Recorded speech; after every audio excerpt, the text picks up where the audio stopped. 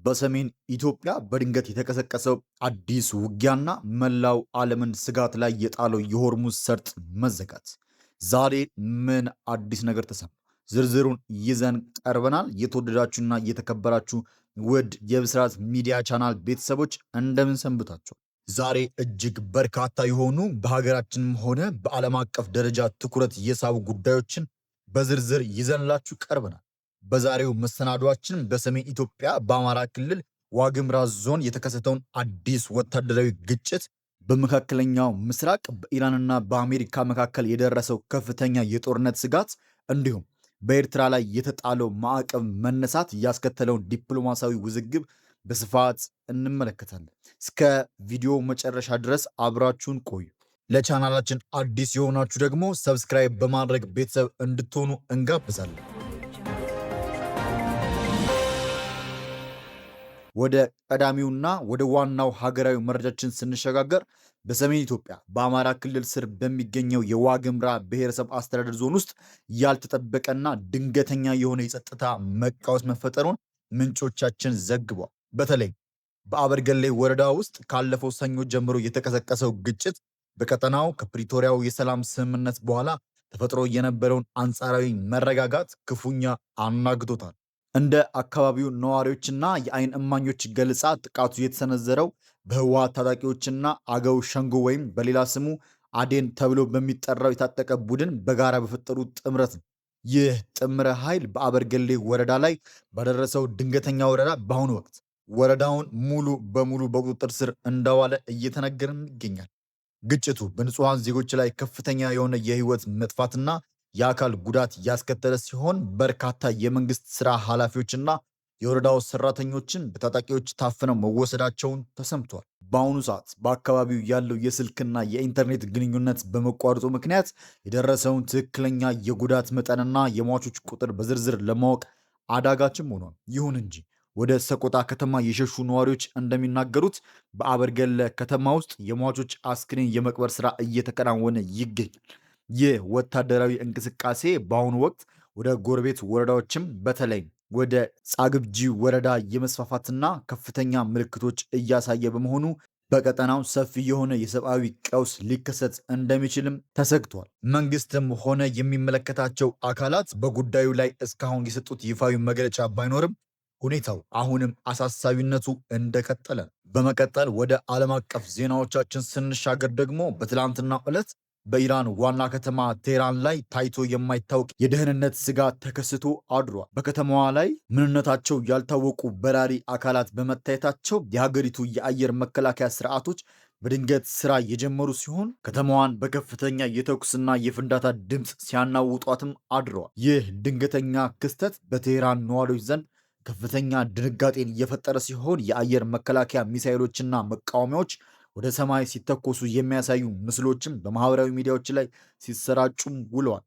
ምንም እንኳ የኢራን መንግስታዊ ሚዲያዎች ሁኔታውን ልምምድ ሊሆን ይችላል ወይም ትናንሽ ድሮኖችን ለማክሸፍ የተደረገ ጥረት ነው በሚል መረጃዎቹን ለማለስለስ ቢሞክሩም የውጭ ደህንነት ተንታኞች ግን ጉዳዩ ከእስራኤል ወይም ከአሜሪካ ምስጢራዊ ጥቃት ጋር የተያያዘ ሊሆን እንደሚችል ግምታቸውን እየሰጡ ነው። ይህ ክስተት የተፈጠረው ኢራንና አሜሪካ በኒውክሌር ስምምነትና በክልላዊ ተጽዕኖ ዙሪያ ከፍተኛ ፍጥጫ ውስጥ ባሉበት ወቅት መሆኑ በቀጠናው ያለው ውጥረት ወደ ለየለት ጦርነት ሊቀየር እንደሚችል ትልቅ ማሳያ ተደርጎ ተወስዷል። በቴህራን የታየው ይህ ወታደራዊ ንቃት ሀገሪቱን ለማንኛውም አይነት የአየር ላይ ጥቃት ዝግጁ መሆኗን ለማሳየት የተደረገ ሊሆን ቢችልም የነዋሪዎቹ ሰላም ግን በእጅጉን አውኮታል። የዓለም የኢኮኖሚ የደም ስር ተብሎ በሚጠራው በሆርሙዝ የባህር ሰርጥ ላይ ያለው ሁኔታ አሁን ላይ እጅግ አደገኛ ደረጃ ላይ ደርሷል። ኢራን በሰርጡ ላይ ተጨማሪ የባህር ውስጥ ፈንጂዎችን እየጠመደች መሆኗን የሚጠቁሙ ዘገባዎችን መውጣታቸው ተከትሎ የዓለም አቀፍ የነዳጅ ገበያ ከፍተኛ ድንጋጤ ውስጥ ወድቋል። ሆርሙዝ በዓለም ላይ በየቀኑ ከሚንቀሳቀሰው የነዳጅ ምርት ውስጥ 1/3 የሚያልፍበት ወሳኝ መተላለፊያ በመሆኑ የዚህ መንገድ መዘጋት በቀጥታ ሁሉንም የሀገራት የሚነካ ጉዳይ ሆኗል። በአሁኑ ሰዓት የአንድ በርሚል ድፍድፍ ነዳጅ ዋጋ $106 በመሻገር ታሪካዊ ጭማሪን እያሳየም ይገኛል። ይህ የዋጋ ጭማሪን በታዳጊ ሀገራት ላይ ብቻ ሳይሆን እንደ አሜሪካና አውሮፓ ባሉ የበለጸጉ ሀገራት ላይም ከፍተኛ የዋጋ ግሽበት እያስከተለ ነው። የአሜሪካ ባህር ኃይል በሰርጡ ላይ የተቀበሩ ፈንጂዎችን የመልቀም ስራ ቢጀምርም ኢራን አዳዲስ ፈንጂዎችን በፈጣን ጀልባዎች አማካኝነት እያጠመደች በመሆኑ ስራው እጅግ አዝጋሚ ሆኗል። ፕሬዝዳንት ዶናልድ ትራምፕ በሰጡት ጠንከር ያለ መግለጫ አሜሪካ የሆርሙዝ ሰርጥን ከኢራን ቁጥጥር ነፃ ለማድረግ የሚያስችል ወታደራዊ የጥራት እቅድ እያዘጋጀች መሆኑንም አረጋግጧል። ትራምፕ እንደሚሉት ከሆነ ኢራን የባህር መንገዱን እንደ ፖለቲካዊ መጠቀሚያ እያደረገችው በመሆኑ ይህንን ለማስቆም የአየርና የባህር ላይ ጥቃቶች መፈጸም የግድ ሊሆን ይችላል። ይህ ከሆነ ግን መካከለኛው ምስራቅ ወደ ሌላ ሰፊና አውዳሚ ጦርነት ውስጥ መግባቷ የማይቀር ነው የሚል ስጋት በዲፕሎማቶች ዘንድ ነግሷል። ሌላኛው ትልቅ መነጋገሪያ የሆነው ጉዳይ የዶናልድ ትራምፕ አስተዳደር በኤርትራ ላይ ለበርካታ ዓመታት ተጥሎ የቆየውን ማዕቀብ ለማንሳት እያደረገ ያለው ዝግጅት። ይህ ውሳኔ ይፋ ከተደረገ ገና 24 ሰዓት ሳይሞላው በአሜሪካ ኮንግረስና በዓለም አቀፍ የፖለቲካ ተንታኞች ዘንድ ከፍተኛ ተቃውሞን ቀስቅሷል። እንደ ካሜሮን ሁድሰን ያሉ የቀድሞ የዲፕሎማቲ ባለስልጣናት እንደሚገልጹት ከሆነ ይህ ውሳኔ ግልጽ፣ ስልት የጎደለውና አደገኛ እርምጃ ነው ማለታቸው አሜሪካ ማዕቀቡን ለማንሳት የፈለገችው ኤርትራን ከኢራንና ከሩሲያ ተጽዕኖ አውጥታ ወደ ራሷ ጎራ ለመሳብ ቢሆንም ይህ ግን በቀጠናው ያለው የኃይል ሚዛን